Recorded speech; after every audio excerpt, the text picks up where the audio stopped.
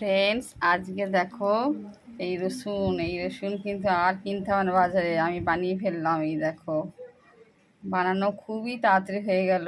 এটা করতেও খুবই সামান্য জিনিস লাগলো, সামান্য তুলো আর আমাদের পুরনো ক্যারি প্যাকেট, প্লাস্টিকের যে প্যাকেটগুলো আমরা যে মুদিখানা দোকান থেকে জিনিস নিয়ে আসি, সেই প্লাস্টিক প্যাকেট।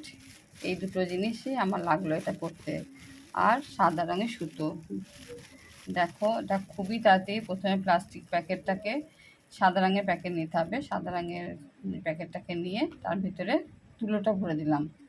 তারপরে সাদা রঙের সুতো, রিলের সুতোগুলো নিয়ে এরকম নিচের দিকে টাইট করে বেঁধে দিতে হবে।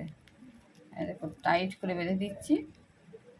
এরপরে দেখো, এটাকে 8টা ভাগে পার্ট করে, প্রথমে মিডিল, তারপর ওই পাশে মিডিল, 8টা ভাগে সুতোটা দিয়ে বেঁধে নেবো।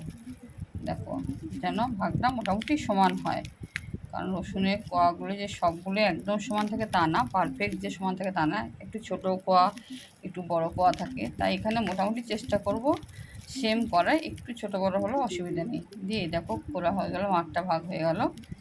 দিয়ে নিচের দিকে আমি টাইট করে বেঁধে দিচ্ছি। আর উপরটা দেখো, আমার যে আসল যে রসুন, ঘরে যে রসুন ছিল, সেই রসুনের উপরের পাটটাকে আমি কেটে নেব। দেখো, আমি উপরে ওই ঘরের রসুনের উপর পাটটা কেটে নিয়েছি। দিয়ে এটাকে আমি আঠা দিয়ে আটকে দেবো এখানে। এই দেখো, এটাকেও একদম দেখো অরিজিনাল দেখতে লাগছে। ঠিক আছে বন্ধুরা, কত তাড়াতাড়ি হয়ে গেল। এটা আমার করতে 10 মিনিটও লাগেনি। তোমরা এরকম করে করতে পারো, বাচ্চাদের খুব ভালো লাগবে। দেখবে বাচ্চাদের স্কুলে যখন দেয় না, ওয়েস্ট মেটেরিয়াল দিয়ে ক্রাফট করতে দেয়, তখন কিন্তু খুব ভালো লাগবে যে প্লাস্টিক পলিথিন একটা ফেলে দেওয়া জিনিস দিয়ে এত সুন্দর একটা জিনিস করা যায়। কেমন লাগলো অবশ্যই জানাবে তোমরা বন্ধুরা।